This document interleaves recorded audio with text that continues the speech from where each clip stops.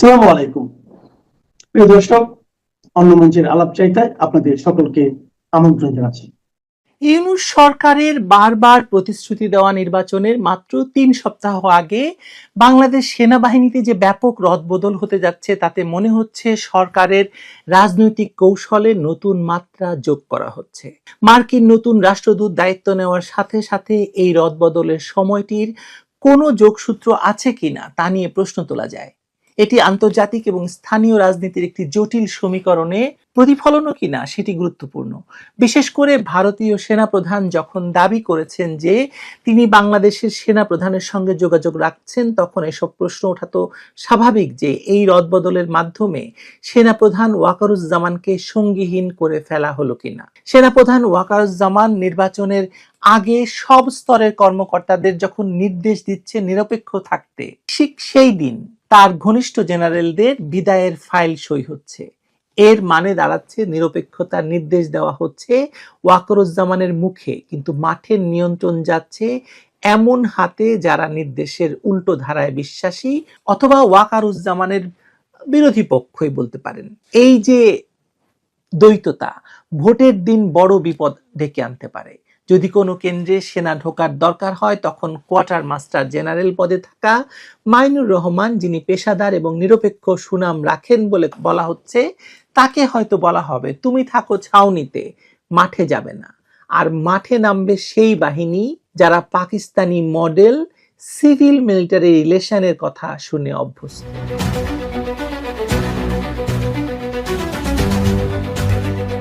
প্রথমত সময়টা দেখুন, এই সময়টা নিজে একটা বার্তা বহন করছে।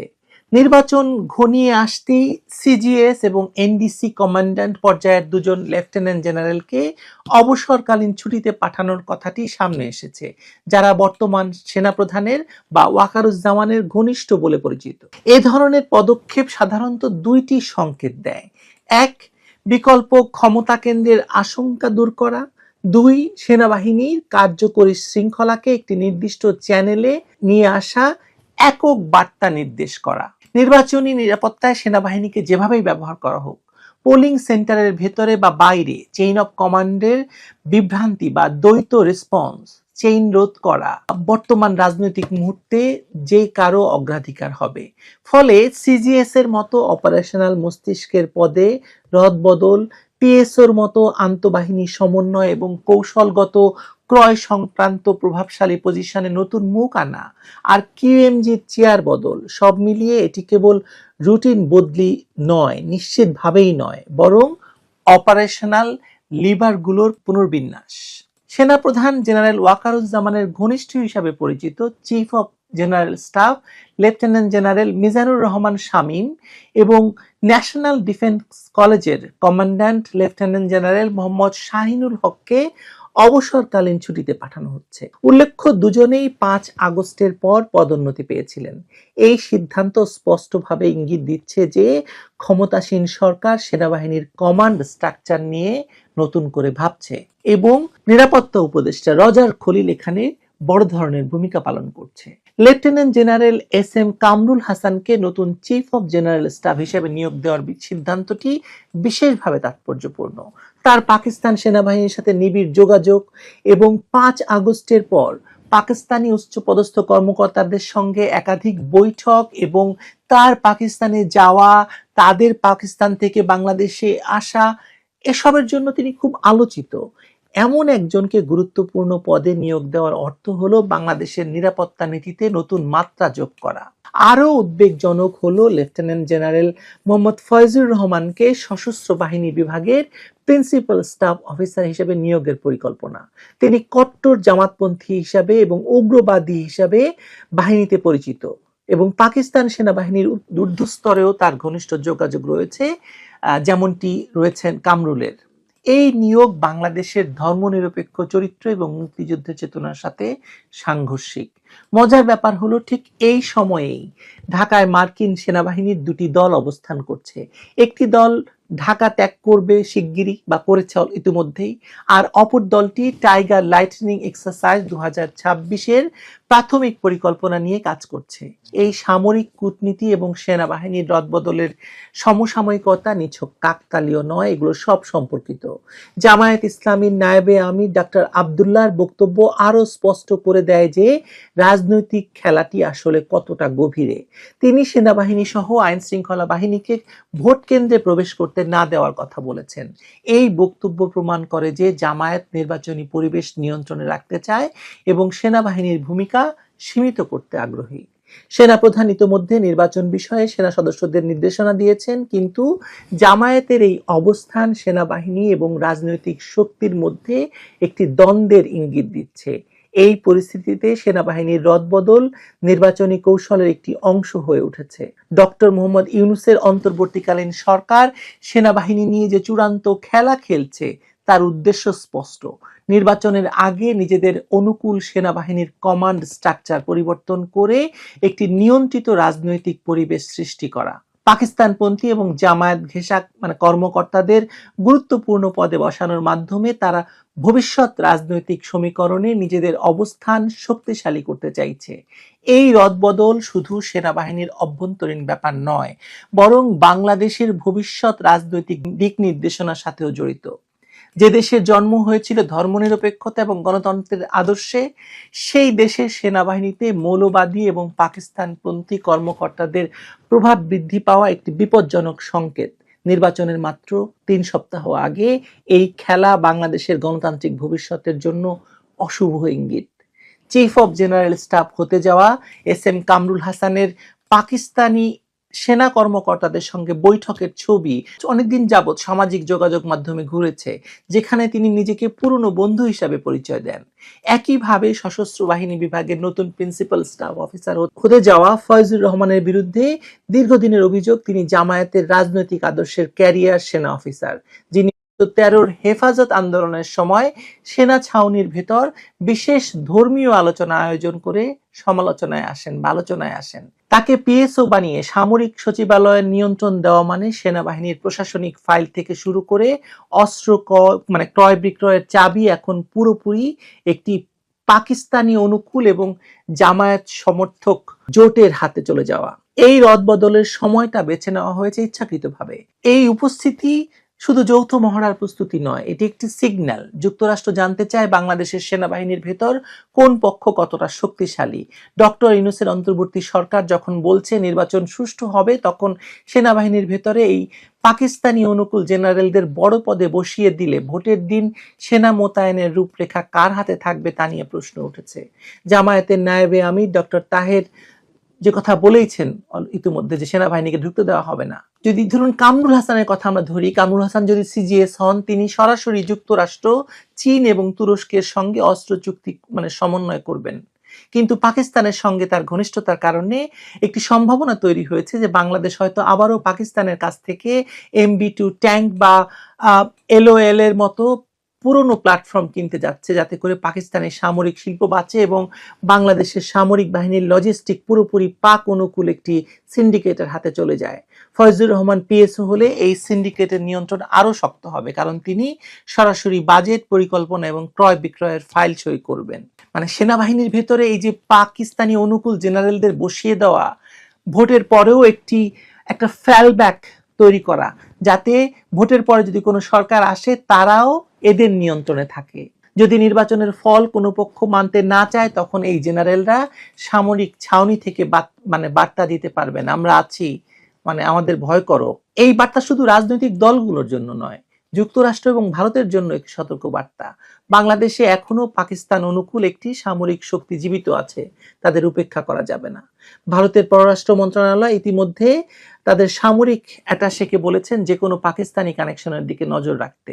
চীনও দেখছে যে বাংলাদেশ সেনাবাহিনী যদি আবারও পাকিস্তানি হার্ডওয়্যারের উপর নির্ভর করে, তাহলে বেইজিং, ইসলামাবাদ, ঢাকা একটি নতুন সামরিক ত্রিভুজ তৈরি হতে পারে, যেখানে চীনের বেল্ট অ্যান্ড রোড প্রকল্পের নিরাপত্তা দেবে পাকিস্তান প্রশিক্ষিত বাংলাদেশি জেনারেলরা।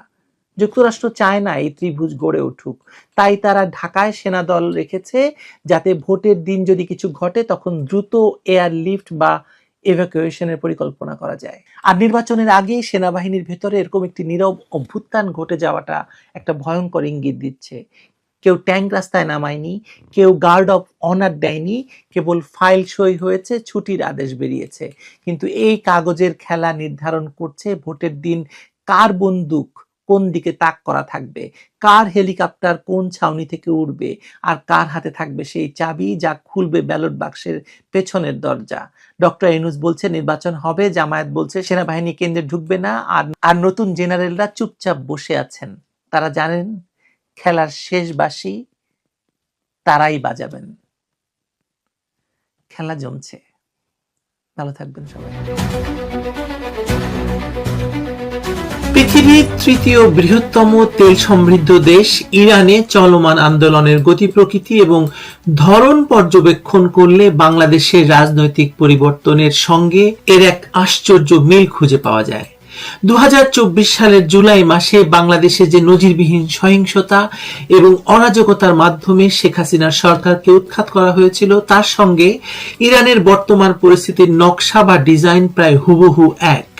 বাংলাদেশে যেমন কোটা সংস্কারের দাবিতে শুরু হওয়া আন্দোলনকে পুঁজি করে একটি বিশেষ গোষ্ঠী এবং বিদেশি শক্তি রাষ্ট্র ক্ষমতা দখলের ছক কষেছিল, ইরানেও ঠিক একই কায়দায় অর্থনৈতিক সংকটকে ব্যবহার করে রেজিম চেঞ্জ বা সরকার পরিবর্তনের খেলা চলছে।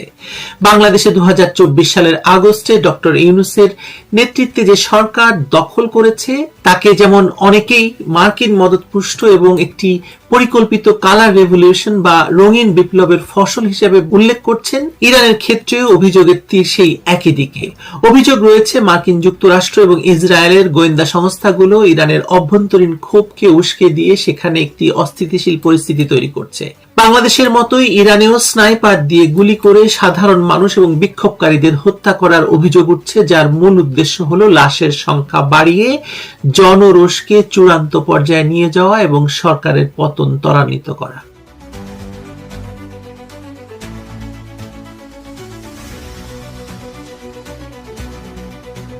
ইরান বর্তমানে একটি গভীর রাজনৈতিক সংকটের মধ্য দিয়ে যাচ্ছে, যা অর্থনৈতিক দুরবস্থা, সামাজিক অসন্তোষ এবং রাষ্ট্রীয় দমনের ফলে উত্তপ্ত হয়ে উঠেছে। এই বিক্ষোভ শুরু হয়েছে তেহরানের বাজার এলাকা থেকে, যখন ইরানি মুদ্রা রিয়ালের মূল্য ডলারের সাপেক্ষে চরমভাবে পতন হয়েছে। $1 দাম 14 লাখ রিয়েলে পৌঁছে গেছে। এতে জিনিসপত্রের দাম আকাশ ছোঁয়া হয়ে উঠেছে, ব্যবসায়ীরা দোকান বন্ধ করে রাস্তায় নেমেছে এবং অতি দ্রুত এটি সারা দেশে ছড়িয়ে পড়েছে। ছাত্র যুবকেরা এতে সবচেয়ে সক্রিয় হয়েছে, কিন্তু সকল শ্রেণী পেশার মানুষ এই আন্দোলনে যোগ দিয়েছে। এই আন্দোলন 2022 সালের মাসা আমিনির মৃত্যুর পর জিন জিহাদ আজাদি আন্দোলনের ধারাবাহিকতা বলে মনে করা হচ্ছে, যা সরকার গায়ের জোরে দমন করেছিল কিন্তু ক্ষোভ নিভিয়ে দিতে পারেনি। এবার অর্থনৈতিক সংকট এটিকে নতুন মাত্রা দিয়েছে। অর্থনৈতিক বিপর্যয় এই আগুনের ঘি হিসেবে কাজ করছে। ইরানি রিয়েলের মান এতটাই নিচে নেমে গেছে যে $1 বিনিময়ে এখন 14 লাখ রিয়েল গুনতে হচ্ছে, কথা আপনাকে একটু আগে বললাম।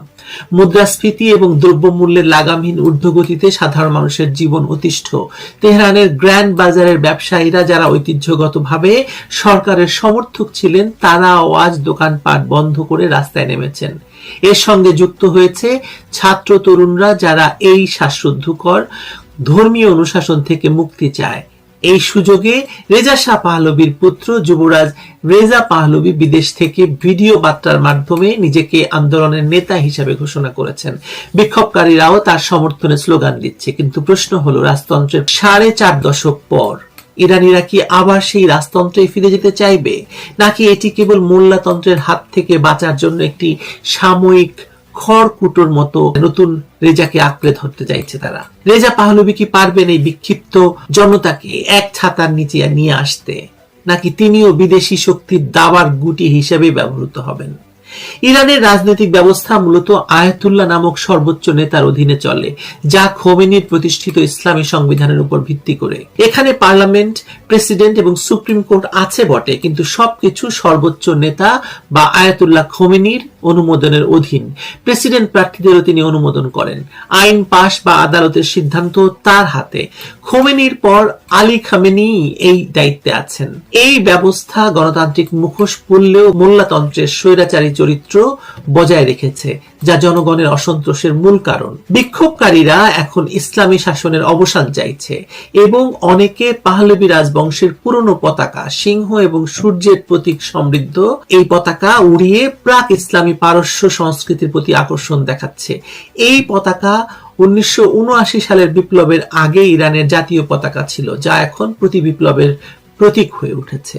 ঐতিহাসিকভাবে 1979 সালে ইসলামী বিপ্লব রেজা শাহ পাহলভীর রাজতন্ত্রকে উৎখাত করে মোল্লাতন্ত্র প্রতিষ্ঠা করে। তখন সুশীল এবং বামপন্থী গোষ্ঠীগুলো যেমন তুদে পার্টি মোল্লাদের পাশে দাঁড়ায় এবং শাহর বিরুদ্ধে রাস্তায় নেমে বিপ্লবকে সমর্থন করে। কিন্তু ক্ষমতা দখলের পর মোল্লারা প্রথমেই এই বামপন্থী এবং সুশীলদের দমন করে, হাজার হাজার সুশীল সমাজ এবং বামপন্থী নেতাদের ফাঁসিতে ঝুলিয়ে বা জেলে পুরে তাদেরকে শাস্তি দেয়। 1983 সালে তুদে পার্টিকে নিষিদ্ধ করা হয় এবং তার একাংশ কমিউনিস্ট পার্টি অফ ইরান বা সিপিআই গঠন করে, যা কুর্দি অঞ্চলে সক্রিয় কিন্তু নিষিদ্ধ।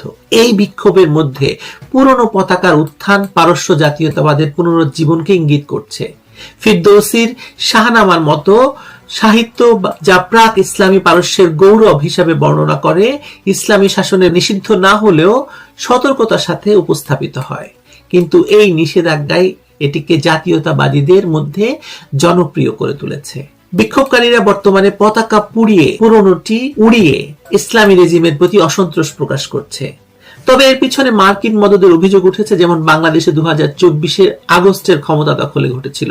সেখানে আন্দোলনকে তীব্র করতে স্নাইপার শট বা নাটকীয় ভিডিও ব্যবহার করা হয়েছে বলে আমরা জানি, যা ইরানেও দেখা যাচ্ছে। রাতের অন্ধকারে চিৎকার করে লাইভ ভিডিওতে গুলি এবং লাশের কথা বলা হচ্ছে, যা আন্দোলনকে উস্কে দিচ্ছে। এতে শত শত লাশ পড়ার খবর, কিন্তু অনেকে মনে করেন এটি সিআইএ পরিচালিত কৌশল, যাতে দায় চাপানো যায় সরকারের উপর। এখানেই বাংলাদেশের 2024 সালের জুলাই আগস্ট পরবর্তী পরিস্থিতির সঙ্গে ইরানের বর্তমান পরিস্থিতি এবং ভবিষ্যতে সবচেয়ে বড় মিল এবং অমিলের জায়গাটিও তৈরি হওয়ার সম্ভাবনা তৈরি হয়েছে।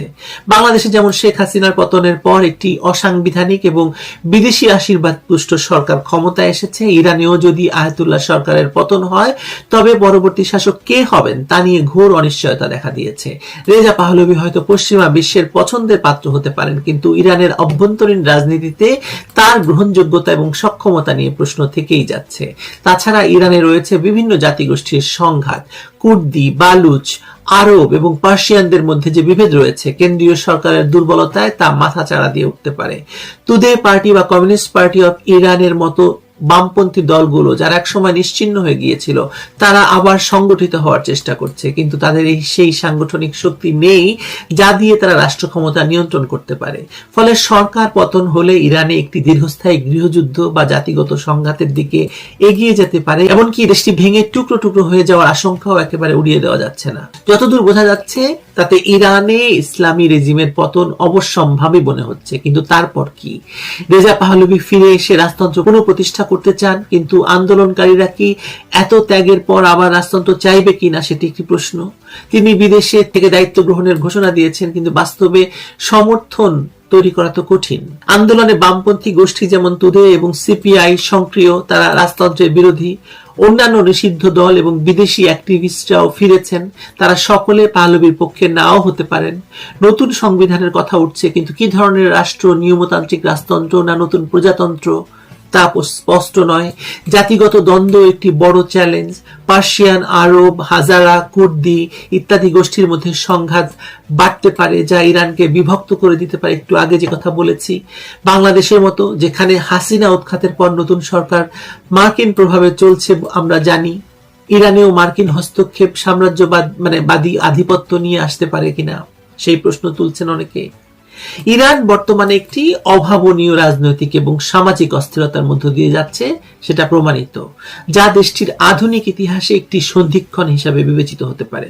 আপাত দৃষ্টিতে মনে হতে পারে এই বিক্ষোভ কেবল কঠোর হিজাব আইন বা নারী স্বাধীনতার দাবিতে সীমাবদ্ধ, কিন্তু এর শিকড় অনেক গভীরে প্রথিত। তেহরানের বাজার থেকে শুরু করা প্রত্যন্ত প্রদেশগুলোতে ছড়িয়ে পড়া এই আগুনের মূল উৎস দেশটির ভেঙে পড়া অর্থনীতি এবং একটি অনড় রাজনৈতিক কাঠামো, যেখানে যেখানে জনগণের ন্যূনতম গণতান্ত্রিক অধিকারটুকুও বেলায়েতি ফাঁকি বা সর্বোচ্চ ধর্মীয় নেতার নিরঙ্কুশ ক্ষমতার জাতাকলে পিষ্ট। ইরানে গণতন্ত্রের মোড়কে যে শাসন ব্যবস্থা চালু আছে তা আদতে একনায়কতন্ত্রের একটি ধর্মীয় সংস্করণ। সেখানে পার্লামেন্ট আছে, প্রেসিডেন্ট নির্বাচন হয়, বিচার বিভাগও আছে, কিন্তু এই সমস্ত প্রতিষ্ঠানই আয়াতুল্লাহর অঙ্গুলি হেলনে চালিত।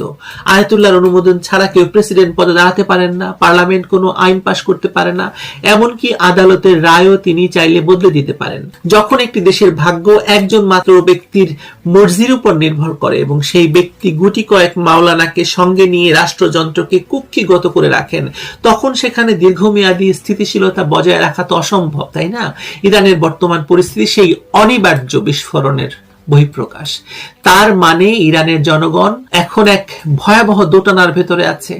একদিকে নির্মম মোল্লাতন্ত্র যারা ধর্মের নামে শোষণ এবং নির্যাতন চালাচ্ছে, অন্যদিকে সাম্রাজ্যবাদী শক্তির ধাওয়া যারা গণতন্ত্র এবং মানবাধিকারের ধোঁয়া তুলে দেশটিকে নিজেদের করদ রাজ্যে পরিণত করতে চায়। তাদের লক্ষ্য ইরানের তেল সম্পদকে কবজা করা। বাংলাদেশের বামপন্থীরা এবং সুশীল সমাজ যেমন 2024 সালে সাম্রাজ্যবাদী শক্তির চক্রান্ত বুঝতে ব্যর্থ হয়ে বা জেনে বুঝে তাদের ফাঁদে পা দিয়ে দেশকে একটি অনিশ্চিত গন্তব্যের দিকে ঠেলে দিয়েছে, ইরানের আন্দোলনকারীরাও কি সেই একই ভুল করছে কিনা সে প্রশ্ন আমি তুলছি। ইতিহাস সাক্ষী বিদেশি শক্তির সহায়তায় বা সাম্রাজ্যবাদের হাত ধরে যে মুক্তি আসে তা কখনোই প্রকৃত স্বাধীনতার দিকে যেতে পারে না, বরং তা জাতিকে নতুন এক পরাধীনতার শৃঙ্খলে আবদ্ধ করে। মিয়া খালিফা সার্চের শীর্ষে থাকা একটি জাতি যখন ভিপিএন দিয়ে পর্ন সাইট খোলার আনন্দে আত্মহারা হয় কিংবা পশ্চিমা সংস্কৃতির অন্ধ অনুকরণকে স্বাধীনতা মনে করে, তখন বুঝতে হবে সেই জাতির বুদ্ধিবৃত্তিক দেউলিয়ত্ব কোন পর্যায়ে গেছে। আমি বাংলাদেশের কথা বলছি। সুতরাং ইরান সেরকম না হলেও ইরানের পরিস্থিতিকে সেদিকে নিয়ে যাওয়া হতে পারে। আয়াতুল্লাহদের পতন হয়তো অনিবার্য, কারণ অর্থনীতির চাকা বন্ধ হয়ে গেলে কোনো আদেশই বেশিক্ষণ টিকতে পারে না। কিন্তু তার বিনিময়ে ইরান কি পাবে? নিয়মতান্ত্রিক রাজতন্ত্র, নাকি পশ্চিমা ধাঁচের লিবারাল ডেমোক্রেসি, নাকি লিবিয়া বা সিরিয়ার মতো ধ্বংসস্তূপ হয়ে যাবেন Iran?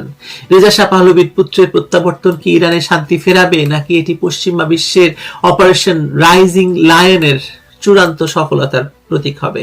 Operation rising lion Israel যখন ইরান আক্রমণ করে তখন তার নাম ছিল। বাংলাদেশের দিকে তাকালে দেখা যায় সরকার পরিবর্তনের পর সেখানে স্থিতিশীলতা আসেনি, বরং বেড়েছে অরাজকতা, দ্রব্যমূল্যের ঊর্ধ্বগতি এবং সামাজিক বিভাজন। ইরানেও যদি একই কায়দায় একই চিত্রনাট্যে ক্ষমতার পরিবর্তন ঘটে, তবে পারস্য সভ্যতার এই দেশটিকে হয়তো আরো ভয়াবহ মূল্য দিতে হতে পারে। শেষ পর্যন্ত এটি কেবল একটি রাজনৈতিক ক্ষমতার হাত বদল হবে না, বরং এটি হবে ইতিহাসের এক নির্মম পুনরাবৃত্তি, যেখানে জনগণ বারবার শোষক পরিবর্তন করে কিন্তু শোষণের হাত থেকে মুক্তি পায় না। ইরানের জনগণ জেগেছে, কিন্তু তারা এখন নিশ্চিত নয় তারা কি করবে। সরকার হয়তো পতন হবে, কিন্তু তারপর কি, সে প্রশ্ন নিয়েই এখন মানুষ কথা বলছে। আবারও হয়তো আপনাদের সামনে আরেকটি ভিডিও নিয়ে আমি এই ব্যাপারে কথা বলবো। ভালো থাকুন সবাই আপনারা।